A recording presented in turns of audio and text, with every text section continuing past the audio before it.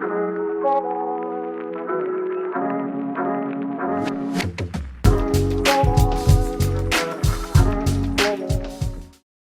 I'm Deonnah, welcome to my channel, and for today's video we will be getting into how to detach yourself from the idea of relationships. Since everyone is new here, I would like to give a little idea on my channel. I give advice from personal experiences or from what I have discovered, and almost every video will be from the overthinking perspective. I am an overthinker. I specialize in that, and there are moments where I am a prisoner to my mind because I'm trying to figure myself out, I'm trying to figure life out, and then if I like somebody, I'm trying to figure them out as well. And then I'll be in my head on things that I need to change about myself to make them like me, things I need to say and do. But I'm not living like that no more. And if you live like that, you need to stop living like that, because you are not yourself and you are not happy. And let me tell you something, nothing can come along that will ever beat pure happiness, because if you're not happy up here, sweetie, you're not even living around you. Happiness starts from within here in your mind, especially since that's where a lot of us live. These things that I am about to tell you right now is that it made me realize what I want, what I don't want. It made me value myself more, and it made me notice that I was selling myself short. Like, pause. We don't do that. Oh, follow my social media. I'm just gonna leave it right above. You know, don't mind my little hair, you know, little frizzy right there. Don't mind that. Don't mind that. But yeah, follow my social media, you know. Now that that is established, let's get into the video. I can't believe I'm gonna be saying these things because this is embarrassing for me to mention, but I really feel like this advice can literally help someone out. So let me know if I helped you out in any type of way. Send it to a friend, send it to a family member. Maybe I can help somebody out. Maybe. I don't know. But tip number one, every person you like or find attractive is not going to be a partner. And it's kind of hard to believe that at points, because you want to, you know, put positive things into the universe, so that way you get the person you like, you know. And we have movies and TV shows that has taught us, if you want a person, all you have to do is really put time and effort into it and you can get the love you want. But that's really not the case for a lot of situations. Like, it's very common for someone who likes someone else to say, that's my man, that's my woman, that's my girlfriend, that's my boyfriend, that's my boo, that's my babe, that's my wife, that's my husband, or that's the person I'm going to date. We say that like other people deserve access to us. We say this like they're meant for us before we can even understand them, know who they are, understand what they believe in. We just assume that. What I realize about myself is that I always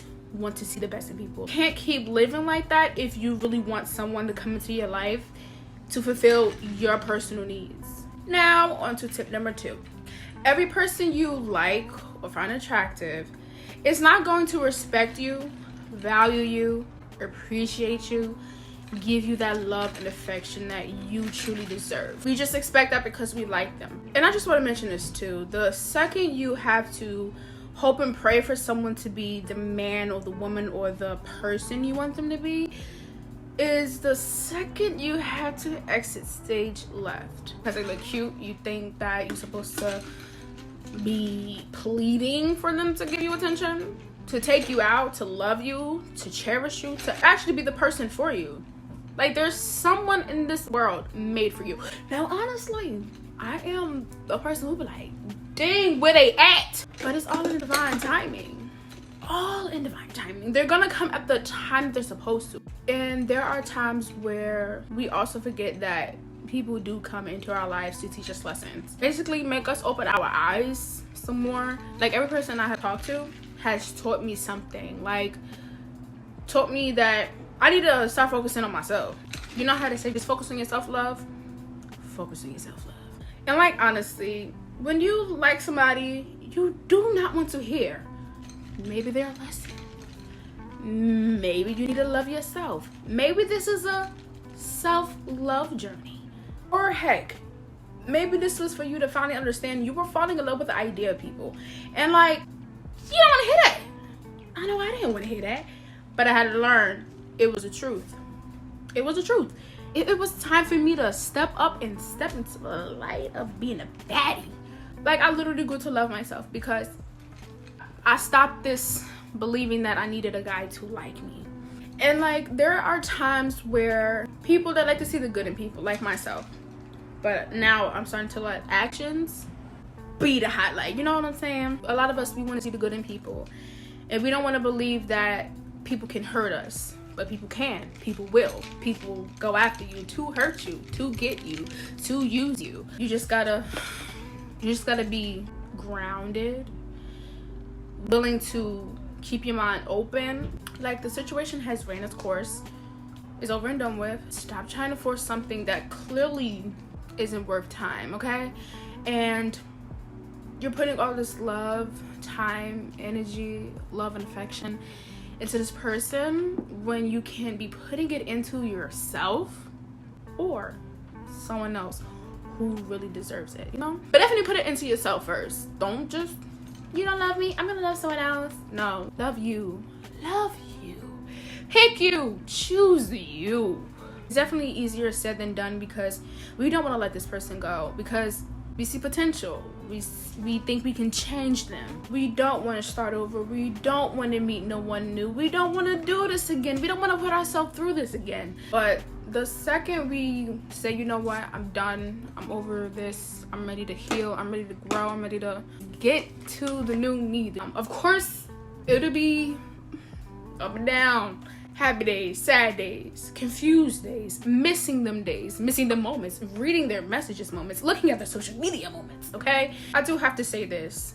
If you're not going to pull yourself out of the situation, God and the universe will. They'll pull you out. And then I begin to remember, a lot of people are stuck on their exes too.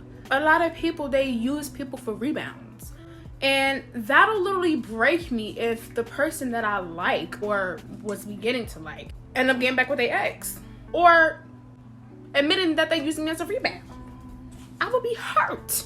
Oh, and are either of us even emotionally available for a relationship? So much more to a relationship than just dates, kisses, hugs, posts, you know, the romantic part. There's a lot of compromising for relationships. There's a lot of reassurance that's gonna have to go into the relationship.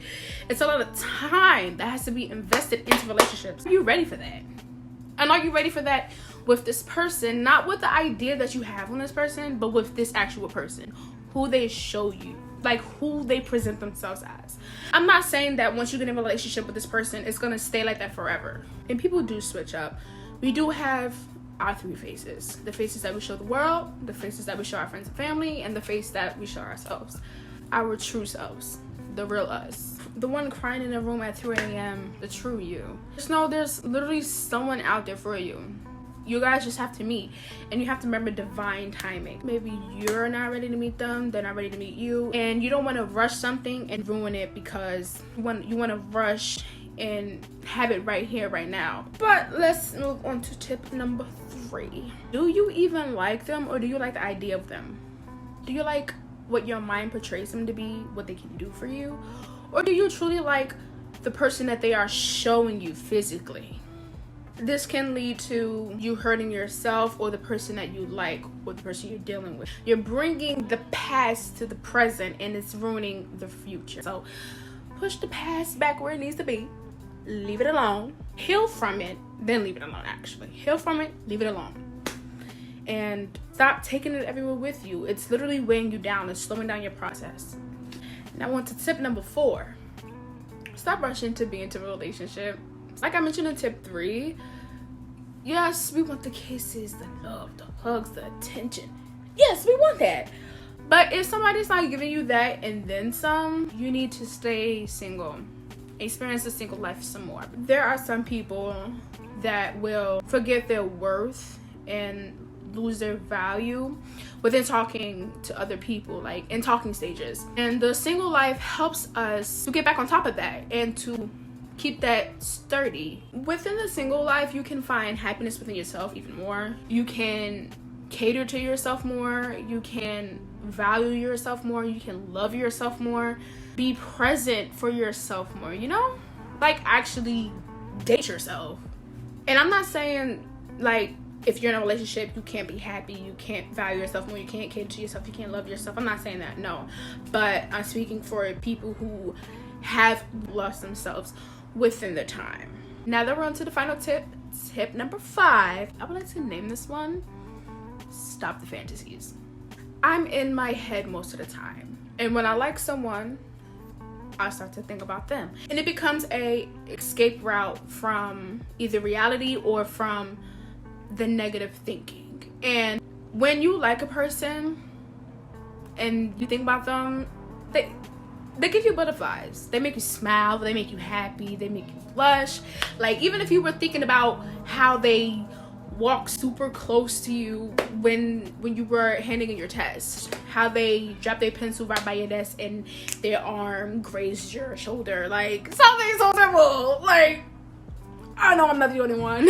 I can't be the only one. Like, I know I'm not the only one for this. Like, I just know I'm not. I can't be the only one for this, okay? But then I realized them being in my head more often made me a prisoner of my mind even more. Like, when it's the negative thinking stage of a person's life, especially my life, I'm trying to get out of it. I'm trying to fight out of it.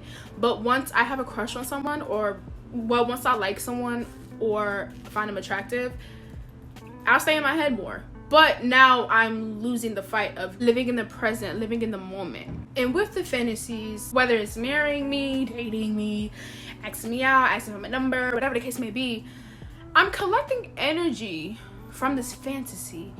So I'm no longer liking them based off of their actions and who they are. I'm now liking them because of who I think they are, which is like either tip 2 or tip 3. So in a way, I was tricking myself into thinking that I actually liked this person, and I didn't. Like, once I sat back and I thought about it, I'm like, do I really like this person? Do I really like this person? But not everybody's gonna remember these things, especially when you really like a person. But it's your job to make sure that you do, so you won't end up hurt again or hurt at all, you know? And maybe my videos can be a little reminder. If any of my tips or at least one has helped you, please give this video a like, a comment, share it to a friend who might need it, because somebody friend need this. Okay? And I'm not judging you, because I was a friend that needed this. Oh, and don't be shy to let me know if you want a part 2, because I have a little bit more on this topic.